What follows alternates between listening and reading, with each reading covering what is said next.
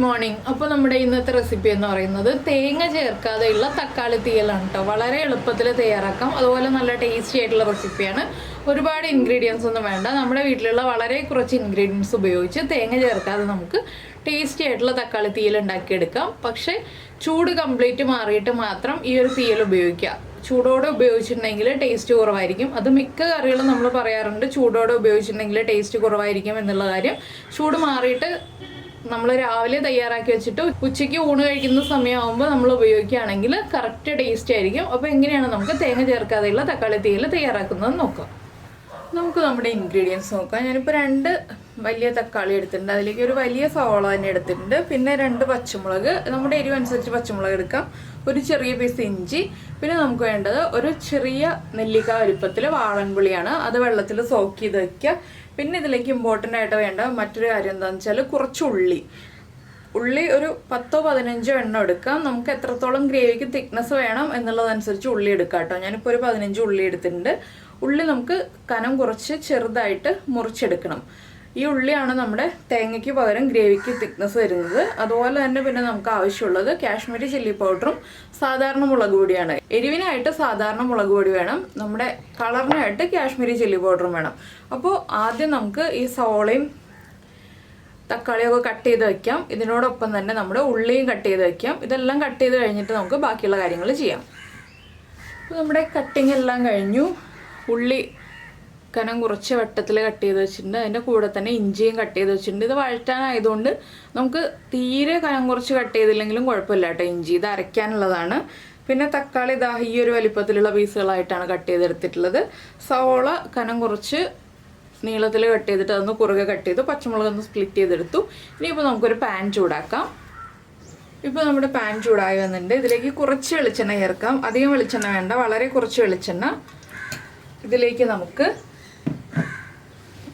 ആദ്യം ഒരു 2 പിഞ്ച് നമ്മുടെ നല്ല ജീരകം ക്യുമിൻ സീഡ്സ് അത് ചേർത്ത് കൊടുക്കാം. അതുപോലെ തന്നെ ഒരു 2 പിഞ്ച് പെരിഞ്ജീരകം, വലിയ ജീരകം ഫെന്നൽ സീഡ്സ്. ഇത് രണ്ടും ചേർത്ത് ഒന്ന് ചൂടായി തുടങ്ങുമ്പോൾ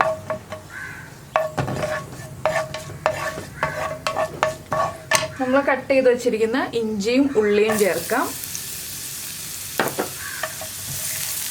ഇത് ഒരുപാട് അങ്ങോട്ട് വഴറ്റി കൊടുക്കണ്ട കേട്ടോ. ഒന്ന് ആ ഉള്ളിയുടെയും ഇഞ്ചിയുടെയും റോ ടേസ്റ്റ് മാറി വരുന്നത് വരെ വഴറ്റിയെടുക്കുക. ഇതിലേക്ക് നിങ്ങൾക്ക് മുഴുവൻ മല്ലിയും മുഴുവൻ മുളകും ചേർക്കണം എന്നുണ്ടെങ്കിൽ അങ്ങനെ ചേർക്കാം. അപ്പോൾ ഒരു 2 തക്കാളിയൊക്കെയാണ് എടുക്കുന്നതെന്നുണ്ടെങ്കിൽ 6 വറ്റൽമുളകും 1.5 ടേബിൾ സ്പൂൺ മുഴുവൻ മല്ലിയും ചേർത്ത് കൊടുക്കുക. ഞാനിപ്പോൾ മല്ലിപ്പൊടിയും മുളക് പൊടിയാണ് ചേർക്കുന്നത്. എല്ലാവർക്കും ഈസിലി അവൈലബിൾ ആകുന്ന കാര്യമാണല്ലോ നമ്മൾ ചേർക്കേണ്ടത്. അതുകൊണ്ട് മല്ലിപ്പൊടിയും മുളക് പൊടിയാണ് ചേർത്ത് കൊടുക്കുന്നത്. അപ്പോൾ ഇതൊന്ന് കുക്കായി തുടങ്ങട്ടെ. ഒന്ന് ട്രാൻസ്പെറൻ്റ് ആയി വരട്ടെ. അതിനുശേഷം നമുക്ക് പൊടികൾ ചേർത്ത് കൊടുക്കാം. അപ്പോൾ നമ്മുടെ ഇഞ്ചി ഉള്ളിലേക്ക് ഇതുണ്ടോ കുക്കായി വന്നിട്ടുണ്ട്. നമുക്ക് ഫ്ലെയിം കുറച്ചിട്ട് ഇതിലേക്ക് പൊടികൾ ചേർക്കാം. ആദ്യം ഞാൻ ചേർക്കുന്നത് എരിവുള്ള മുളക് പൊടിയാണ്. ഒരു 1/2 ടീസ്പൂണാണ് എരിവുള്ള മുളക് പൊടി ചേർക്കുന്നത്. അതുപോലെ തന്നെ പിന്നീട് ചേർക്കുന്നത് മല്ലിപ്പൊടിയാണ്. 1.5 ടീസ്പൂൺ മല്ലിപ്പൊടി ചേർക്കുന്നുണ്ട്. ഇത് രണ്ടും ചേർത്ത് ഒന്ന് ഇളക്കിയതിന് ശേഷം എണ്ണ പോരാന്നുണ്ടെങ്കിൽ നമുക്ക് എണ്ണ ചേർത്ത് കൊടുക്കാം. ഞാനിപ്പോൾ എണ്ണ ചേർക്കുന്നില്ല കേട്ടോ. ഇതിൽ നിന്ന് തന്നെ എണ്ണ ഇപ്പോൾ മിക്സ് ആയി വന്നോളും. ഇനി നമുക്കിതിലേക്ക് കാശ്മീരി ചില്ലി പൗഡർ ചേർക്കാം. നമ്മുടെ കറിക്കൊരു കളർ കിട്ടാനാണ് കാശ്മീരി ചില്ലി പൗഡർ ചേർക്കുന്നത്. 1.25 ടീസ്പൂൺ കാശ്മീരി ചില്ലി പൗഡർ. ഇനി പൊടികളുടെ റോ ടേസ്റ്റ് മാറി വരുന്നത് വരെ 1 മിനിറ്റ് ഒന്ന് ലോ ഫ്ലെയിമിൽ വെച്ച് ഇളക്കി കൊടുക്കുക. പൊടികളൊന്ന് നന്നായിട്ട് കുക്കായി വരട്ടെ. ഇതാണ് നമ്മുടെ ഈ ഒരു കറിയുടെ ഗ്രേവി എന്ന് പറയുന്നത്. ഇത് നമുക്ക് വെള്ളം ചേർത്ത് നന്നായിട്ട് അരച്ചെടുക്കണം. അപ്പോൾ ഇതിനി കുക്കായി വരുന്ന സമയത്ത് 1 മിനിറ്റ് ഇതൊന്ന് ഇളക്കി കൊടുത്ത് അതിനുശേഷം ചൂട് മാറി വരുമ്പോൾ നമുക്ക് വെള്ളം ചേർത്ത് അരച്ചെടുക്കാം. ഈ സമയത്ത് തന്നെ നമുക്ക് നമ്മുടെ സവോള വഴറ്റിയെടുക്കാം. സവോള വഴറ്റിയെടുക്കാനായിട്ട് ഞാൻ വേറെ ചട്ടി വയ്ക്കാൻ പോവാണ്. അപ്പോൾ ഇതൊന്ന് കുക്കായി മാറ്റിയിട്ട് നമുക്ക് വേറെ ചട്ടി വയ്ക്കാം. അപ്പോൾ ഞാനൊരു മൺചട്ടി വെച്ചിട്ടുണ്ട് കേട്ടോ. ചട്ടിയുടെ സൈഡിൽ ഇങ്ങനെ കാണുന്നത് ഞാൻ കഴിഞ്ഞ ദിവസം ചെറുപയർ വേവിച്ചതാണ്. ചെറുപയർ വേവിച്ചിട്ട് കഴുകിയിട്ട് എത്ര കഴുകിയിട്ടും അത് മാറുന്നില്ല ആ ഒരു പാട്. അപ്പോൾ അത് മാറ്റാൻ എന്തെങ്കിലും വഴിയുണ്ടെങ്കിൽ നിങ്ങളൊന്ന് കമൻറ്റ് ചെയ്ത് തരണേ. അപ്പോൾ നമ്മുടെ ചട്ടിയിൽ വെളിച്ചെണ്ണ ഒഴിച്ചിട്ടുണ്ട്. വെളിച്ചെണ്ണ ചൂടായി വന്നിട്ടുണ്ട്. ഞാൻ ആദ്യം കടുക് ചേർക്കുകയാണ്. കടുക് ഒന്ന് പൊട്ടി തുടങ്ങട്ടെ. അപ്പോൾ നമ്മുടെ കടുക് പൊട്ടിക്കൊണ്ടിരിക്കുന്നുണ്ട്. നമുക്കിതിലേക്ക് ഉലുവയും കൂടി ചേർത്ത് കൊടുക്കാം. തീയലായതുകൊണ്ട് ഉലുവയും കൂടി ചേർത്ത് വറവിട്ടാലേ ടേസ്റ്റ് കറക്റ്റ് ആവുള്ളൂ. ഒരു 1/4 ടീസ്പൂൺ ഉലുവയും കൂടി ചേർക്കാം.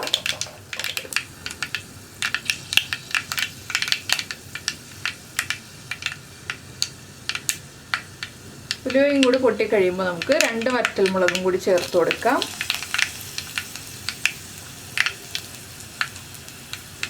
പിന്നെ ചേർക്കുന്നത് ഒരു തണ്ട് കറിവേപ്പില,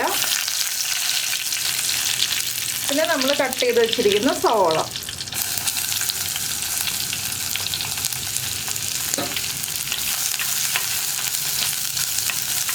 ഇനി സവോള ഒന്ന് നന്നായിട്ട് കുക്ക് ചെയ്തെടുക്കണം. അതുപോലെ തന്നെ നമ്മുടെ പച്ചമുളകും കൂടി സവോളയുടെ കൂടെ ചേർത്ത് കൊടുക്കാം.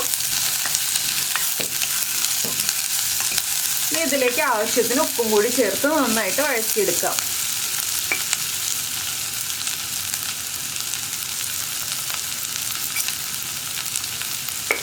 ഒരു 1/4 ടീസ്പൂൺ ഉപ്പ് ചേർത്തിട്ടുണ്ട്. ഇനിയിപ്പോൾ സവോളയൊന്ന് നന്നായിട്ട് ട്രാൻസ്പെറൻ്റ് ആയി വരട്ടെ. ഈ സമയത്ത് നമുക്ക് നമ്മുടെ അരപ്പൊക്കെ അരച്ചെടുക്കാം. സവോള ഇടയ്ക്കൊന്ന് ഇളക്കി കൊടുത്താൽ മതി. അപ്പോൾ 2 കാര്യങ്ങൾ നമുക്ക് ഒരുമിച്ച് തന്നെ ചെയ്യാം. സവോള വഴറ്റലും നമ്മുടെ അരപ്പ് റെഡിയാക്കലും. അതിനുശേഷം നമുക്ക് ബാക്കിയുള്ള കാര്യങ്ങളൊക്കെ പറയാം കേട്ടോ, എന്തൊക്കെയാണ് ചെയ്യേണ്ടതെന്നുള്ളത്. നമ്മുടെ സവോളയൊക്കെ നന്നായിട്ട് വഴന്ന് വന്നിട്ടുണ്ട്. നമുക്കിതിലേക്ക് നമ്മൾ റെഡിയാക്കി വെച്ചിരിക്കുന്ന അരപ്പ് ചേർത്ത് കൊടുക്കാം.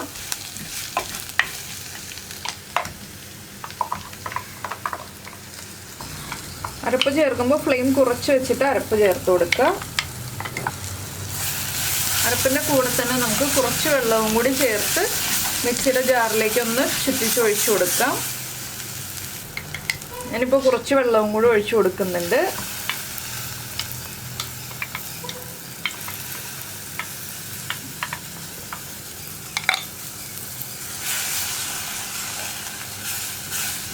ഇനി ഇതൊന്ന് നന്നായിട്ട് തിളച്ച് വരട്ടെ. ഇതിൻ്റെ കൂടെ തന്നെ നമ്മൾ നേരത്തെ വെള്ളത്തിലിട്ട് വെച്ചിരിക്കുന്ന വാളൻപുളി ഉണ്ടല്ലോ, ആ വാളൻപുളി പിഴിഞ്ഞതും കൂടി ചേർത്ത് കൊടുക്കാം. ഒരുപാട് വാളൻപുളി വേണ്ട, എന്താണെന്ന് വെച്ചാൽ തക്കാളിക്ക് പുളി ഉള്ളതാണ്. അതുകൊണ്ട് തന്നെ ചെറിയ അളവിൽ മാത്രം വാളൻപുളി ചേർക്കുക. പിന്നെ നമുക്ക് എത്രത്തോളം ഗ്രേവി ആവശ്യമാണെന്ന് വെച്ചാൽ അതിനനുസരിച്ച് വെള്ളം ചേർത്ത് നമുക്ക് അരപ്പ് ലൂസാക്കിയെടുക്കാം. അപ്പോൾ ഞാൻ ഈ ഒരു കൺസിസ്റ്റൻസിയിലാണ് അരപ്പ് ലൂസാക്കി എടുത്തിട്ടുള്ളത്. ഒരുപാട് ലൂസായിട്ടുള്ള ഗ്രേവി അല്ല, കുറച്ച് തിക്കായിട്ടുള്ള ഗ്രേവി ആയിട്ടാണ് ഞാൻ എടുക്കുന്നത്. നിങ്ങൾക്ക് കുറച്ച് ലൂസായിട്ടുള്ള ഗ്രേവി വേണമെന്നുണ്ടെങ്കിൽ കുറച്ച് ലൂസായിട്ടുള്ള ഗ്രേവി ആക്കി എടുക്കാം. അപ്പോൾ നമ്മൾ ഇനി കുറച്ച് ഉപ്പും കൂടി ചേർക്കണം. നമ്മൾ ആദ്യം സവോളയ്ക്ക് ആവശ്യമായിട്ടുള്ള ഉപ്പ് മാത്രമേ ചേർത്തിട്ടുണ്ടായിരുന്നുള്ളൂ. ഇനിയിപ്പോൾ നമുക്ക് ഈ ഒരു അരപ്പിനും തക്കാളിക്കും ഒക്കെ ആവശ്യമായിട്ടുള്ള ഉപ്പും കൂടി ചേർത്ത് കൊടുക്കാം. ഇനി നമ്മുടെ ഈ ഗ്രേവി ഒന്ന് നന്നായിട്ട് തിളച്ച് വരട്ടെ. അതിനുശേഷം നമുക്ക് ബാക്കിയുള്ള കാര്യങ്ങളൊക്കെ ആഡ് ചെയ്യാം. അപ്പോൾ നമ്മുടെ കറി ഇതാ തിളച്ച് തുടങ്ങുന്നുണ്ട്. ഇനിയിപ്പോൾ നമുക്കിതിലേക്ക് നമ്മൾ എടുത്തു വെച്ചിരിക്കുന്ന തക്കാളി ചേർത്ത് കൊടുക്കാം. തക്കാളി ചേർത്ത് കഴിഞ്ഞിട്ട് നന്നായിട്ട് ഒരു തിള വരുന്നത് വരെ ഹൈ ഫ്ലെയിമിൽ വെക്കുക. അതിനുശേഷം നമ്മൾ ലോ ഫ്ലെയിമിൽ വെച്ചിട്ടേ തിളപ്പിക്കാൻ പാടുള്ളൂ കേട്ടോ. തക്കാളി കുക്കായി വരുന്നത് വരെ ലോ ഫ്ലെയിമിൽ വെക്കുക, ഹൈ ഫ്ലെയിമിൽ വെക്കരുത്. തക്കാളി ചേർത്ത് കഴിഞ്ഞ് നന്നായിട്ട് തിള വരുന്നത് വരെ ഹൈ ഫ്ലെയിമിൽ വെച്ച് നന്നായിട്ട് തിള വന്നു കഴിയുമ്പോൾ ഉപ്പൊക്കെ ചെക്ക് ചെയ്യുക. ഉപ്പ് കുറവാണെങ്കിൽ ഉപ്പ് ആഡ് ചെയ്ത് കൊടുക്കുക. എരിവ് കുറവാണെങ്കിൽ ഒരു പച്ചമുളകും കൂടി സ്പ്ലിറ്റ് ചെയ്ത് ചേർക്കുക. എരിവ് കറക്റ്റ് ആയിരിക്കും, എരിവ് കുറയില്ല. എരിവ് കുറവാണെങ്കിൽ ഉള്ള കാര്യം പറഞ്ഞാണ്, ഓരോരുത്തർക്കും ഓരോ എരിവാണല്ലോ, അതുകൊണ്ട് ഞാൻ പറഞ്ഞു എന്ന് മാത്രമേ ഉള്ളൂ. അപ്പോൾ നന്നായിട്ടൊന്ന് തിള വരട്ടെ. അതിനുശേഷം നമുക്കൊരു കാര്യവും കൂടി ഇതിലേക്ക് ആഡ് ചെയ്യാനുണ്ട്. തീയലെന്ന് പറയുമ്പോൾ എപ്പോഴും നമ്മൾ ചേർക്കുന്ന കാര്യമാണ്.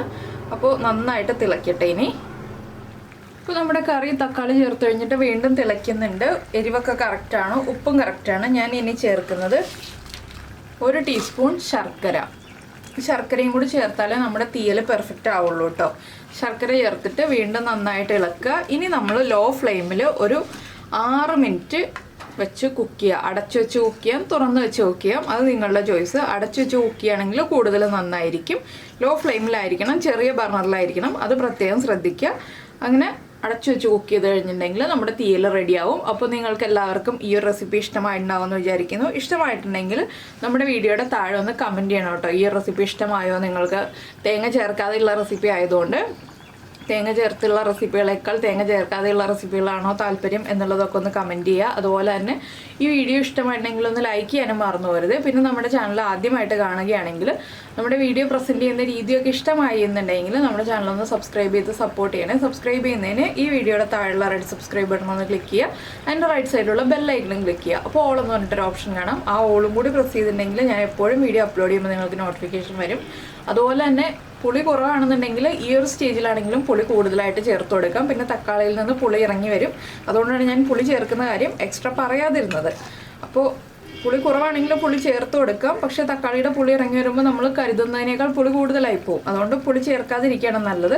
പുളി കറക്റ്റ് ആണെന്നുണ്ടെങ്കിൽ കേട്ടോ, പുളി കുറവാണെന്നുണ്ടെങ്കിൽ ചേർത്ത് കൊടുത്തോളൂ. ഉപ്പ് പുളി കറക്റ്റ് ആണെന്നുണ്ടെങ്കിൽ തക്കാളിയുടെ പുളിയും കൂടി വരുമ്പോൾ കറക്റ്റ് നമുക്ക് മധുരമൊക്കെ ബാലൻസ് ചെയ്ത് കഴിഞ്ഞിട്ടുള്ള പുളി കറക്റ്റ് ആയിക്കോളും. അപ്പോൾ എരിവൊക്കെ കറക്റ്റാണ്. പിന്നെ മധുരം ചേർത്ത് കഴിയുമ്പോൾ മധുരം ഒരു പൊടിക്ക് മുന്നിൽ നിൽക്കണം. അപ്പോഴേ നമ്മുടെ തീയൽ പെർഫെക്റ്റ് ആവുള്ളൂ. ഈ തക്കാളിയുടെ പുളിയും കൂടി ഇറങ്ങി വരുമ്പോൾ മധുരം കുറച്ച് നമ്മൾ മുന്നിൽ നിർത്തിയിട്ട് കറി കറക്റ്റ് ആക്കിയാൽ നമ്മൾ ഫ്ലെയിം ഓഫ് ചെയ്ത് ചോറുണ്ണാൻ സമയമാകുമ്പോൾ നമ്മുടെ തീയലിൻ്റെ പുളിയൊക്കെ കറക്റ്റായി ആ മധുരമൊക്കെ ബാലൻസായി വരുള്ളൂ. അപ്പോൾ ഞാൻ ഇനി ചെറിയ ഫ്ലെയിമിൽ ഒരു 6 മിനിറ്റ് വെച്ച് കുക്ക് ചെയ്യട്ടെ. അപ്പോൾ നമ്മുടെ തീയൽ ഇതാ തിളച്ചുകൊണ്ടിരിക്കുകയാണ്. ഇനി വേറെ ഒന്നും ചെയ്യാനില്ല. ചൂട് മാറിക്കഴിയുമ്പോൾ ചോറിൻ്റെ കൂടെ ചേർത്ത് കഴിക്കുക എന്നുള്ള പരിപാടി മാത്രമേ ഉള്ളൂ. ചൂട് കംപ്ലീറ്റ് മാറിയിട്ട് മാത്രം ചോറിൻ്റെ കൂടെ ചേർത്ത് കഴിക്കുക കേട്ടോ, ചൂടോടുകൂടി കഴിക്കരുത്. അപ്പോൾ എല്ലാവരും ട്രൈ ചെയ്ത് നോക്കുമെന്ന് വിചാരിക്കുന്നു. വളരെ ഈസി ആയിട്ടുള്ള റെസിപ്പി അല്ലേ. തക്കാളി എല്ലാവരും കയ്യിലുണ്ടാവും. ഒരു സവാള ഉണ്ടെന്നുണ്ടെങ്കിൽ എളുപ്പത്തിൽ തയ്യാറാക്കാം. വേറെ വെജിറ്റബിൾസ് ഒന്നും ആവശ്യമില്ല. അപ്പോൾ നിങ്ങളെല്ലാവരും ട്രൈ ചെയ്ത് നോക്കിയിട്ട് ഫീഡ്ബാക്ക് ഒക്കെ അറിയിക്കുക. നമുക്ക് നമ്മുടെ അടുത്ത റെസിപ്പിയുമായിട്ട് വീണ്ടും കാണാം.